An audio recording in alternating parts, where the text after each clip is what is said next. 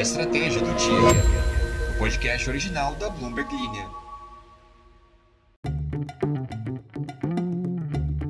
No nosso mundo interconectado, o efeito borboleta é algo muito real. Eu lembro quando eu vi esse filme pela primeira vez quando eu era criança e não entendi direito esse conceito, mas depois de uns anos eu fui perceber que esse bater de asas de uma borboleta, que pode virar um tornado, uma tsunami em outro lugar, pode não ser exatamente real o bater da asa da borboleta, mas existem outros efeitos que de fato podem criar um furacão em outro lugar, ou uma seca, ou uma escassez de alimentos em algum país. Hoje, a gente vai ligar duas notícias. A primeira é o calor de 40 graus no leste europeu, que está reduzindo as perspectivas para a produção de milho. E a outra é que a China está transformando terras improdutivas em novas fazendas para tentar reduzir a sua dependência de outros países para alimentar a sua população. A estratégia do dia de hoje é te contar como que, nesse mundo conectado, as mudanças climáticas afetam todas as pessoas do nosso globo. Também vou te falar sobre como a OPEP vai adiar a decisão sobre manter ou não o aumento da oferta de petróleo e também sobre como o presidente Joe Biden dos Estados Unidos testou positivo para a Covid e cresceu a pressão para que ele desista da sua reeleição.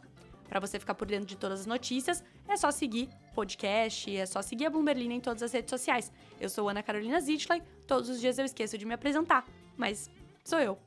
Vamos às notícias. Os delegados da Organização dos Países Exportadores de Petróleo esperam que a sessão de monitoramento do grupo em agosto não traga alterações nos planos para um aumento da oferta a partir do quarto trimestre, segundo fontes disseram à Bloomberg News. O grupo, que é liderado pela Arábia Saudita e pela Rússia, concordou no mês passado em começar a restaurar a partir de outubro, de forma gradual, cerca de 2,2 milhões de barris por dia da produção de petróleo que foram tirados do mercado. Quando os preços caíram imediatamente após o anúncio, as autoridades enfatizaram que um comitê, que se reunirá no dia 1º de agosto, poderia adiar o aumento se fosse necessário. Desde então, o mercado se recuperou em termos de preços, com os futuros do Brent sendo negociados novamente perto de $85 o barril, aliviando o senso de urgência do grupo. Não há planos para que o Comitê de Monitoramento Ministerial Conjunto emita qualquer recomendação sobre a política de produção, segundo os delegados, que pediram para não serem identificados porque as negociações são privadas. Isso ainda deixaria a Organização dos Países Exportadores de Petróleo e seus aliados, fico sem fogo para falar isso, com várias semanas a mais para considerar e depois decidir se devem prosseguir com o aumento da oferta. Em teoria, até que as alocações de carga precisem ser definidas para os clientes no início de setembro.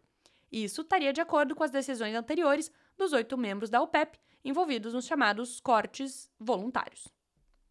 Te explicando a coalizão da OPEP, a OPEP retém suprimentos há quase 2 anos para sustentar os preços do petróleo, para evitar um excedente ameaçado pela crescente produção americana.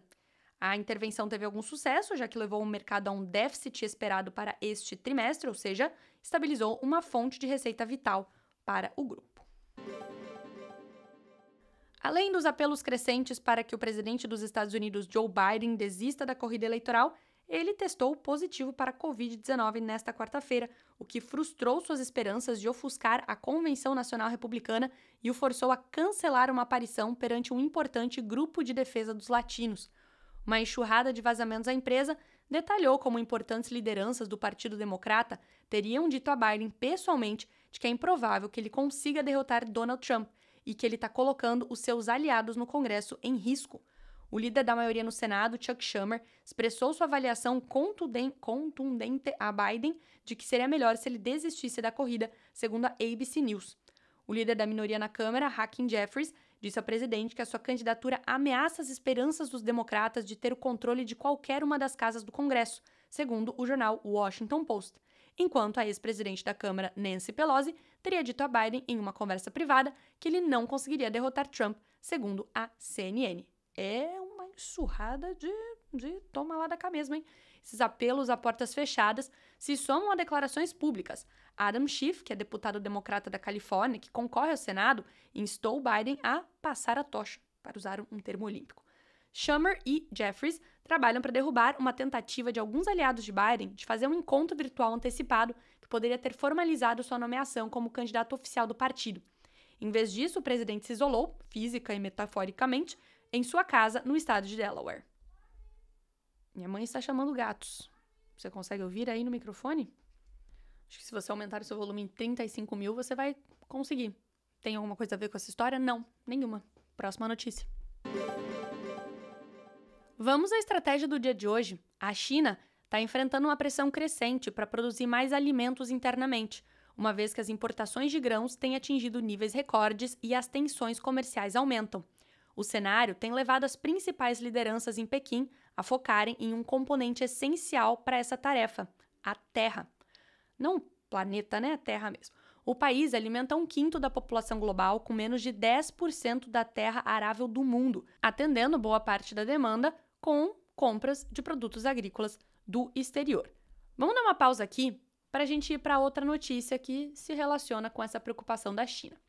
O calor escaldante que está atingindo o leste da Europa e a região do Mar Negro tem prejudicado as plantações de milho em um momento crucial do desenvolvimento da safra, o que gera preocupações quanto a um aperto na oferta global.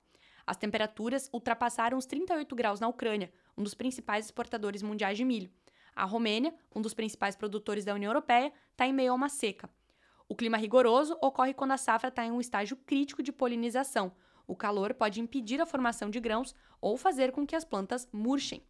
Espera-se que as exportações de milho do país caiam cerca de 1/5 na safra 2024-2025, com áreas de plantio e rendimentos menores. Os danos às colheitas destacam os riscos à segurança alimentar e aos custos de vida à medida que as mudanças climáticas afetam os agricultores em todo o mundo. Voltando agora lá para a China, Pequim busca mudar o equilíbrio de terras e tem impulsionado o uso da tecnologia e os investimentos para transformar áreas salinas ou poluídas em campos cultiváveis. Esforços como esse são alicerces de uma campanha cada vez mais forte do país para produzir alimentos suficientes para sua população.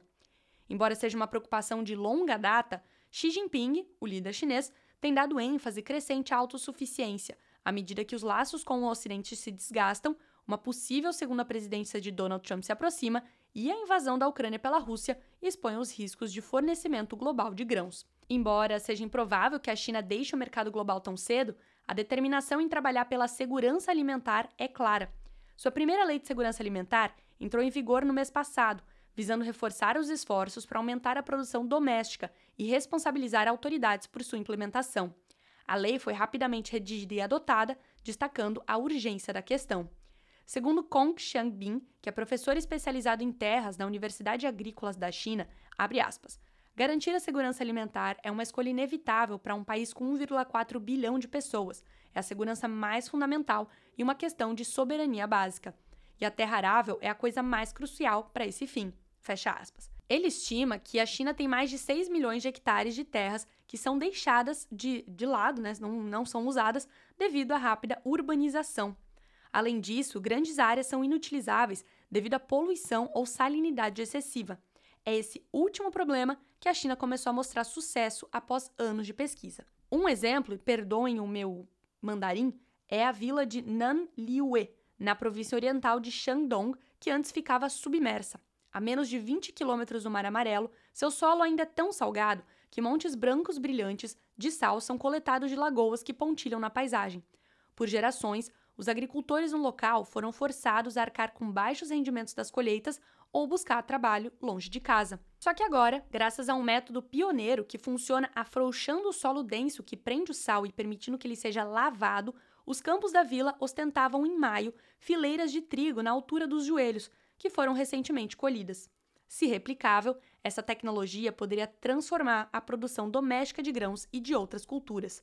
Li Genyuan, que gerencia cerca de 67 hectares de campo, onde também são cultivados milho e soja, diz que, abre aspas, desde que me lembro, temos tentado melhorar a terra.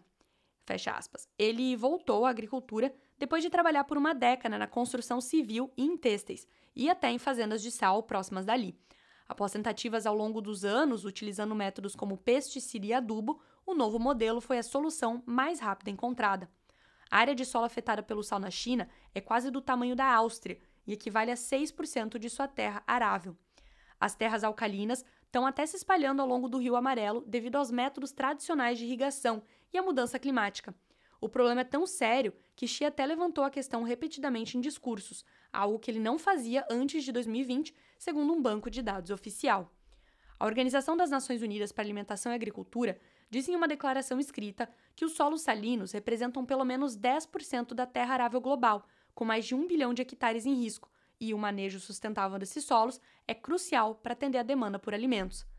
Li trabalha com Hu Xuan, um professor de Pequim que desenvolveu um método para tratar terras salinas após passar anos na América do Norte trabalhando com biomateriais. Os rendimentos triplicaram desde que o solo foi tratado, em níveis comparáveis aos de um campo de trigo regular, segundo os pesquisadores.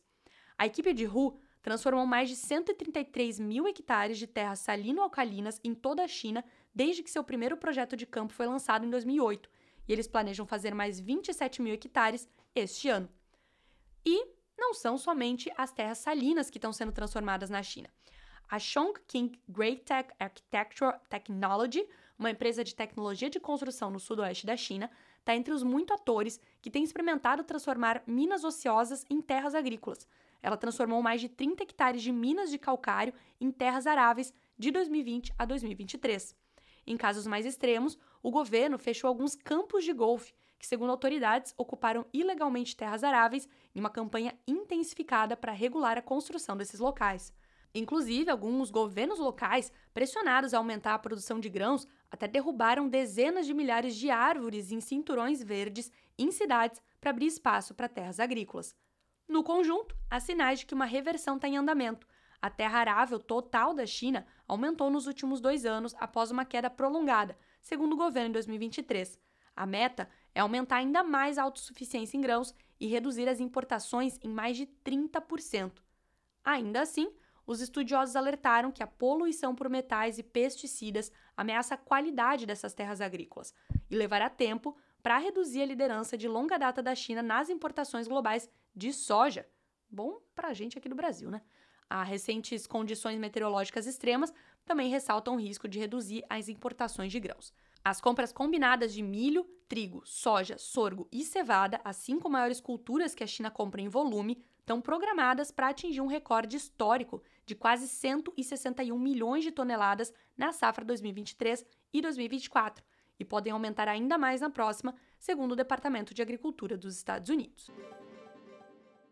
Chegamos ao fim de mais um episódio. Você pode sempre deixar o seu comentário lá no Spotify, a sua pergunta, que a gente tenta trazer a temática que te der mais curiosidade aqui para o podcast.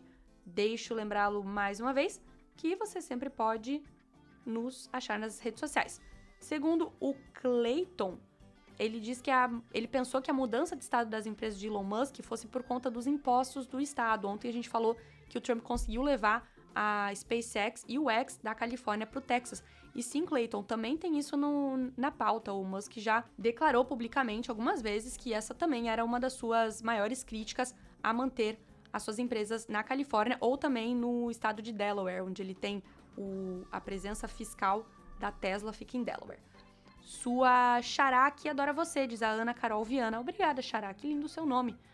E o Gabriel disse que queria um vídeo também para colocar no Spotify aqui do podcast. Ih, Gabriel, eu teria que me arrumar todo santo dia. Isso não vai estar acontecendo. Mas fico muito feliz aí pelo seu interesse. E no mais é isso, pessoal. Desejo aí um ótimo final de semana a todos e a gente se vê na segunda-feira. Até mais!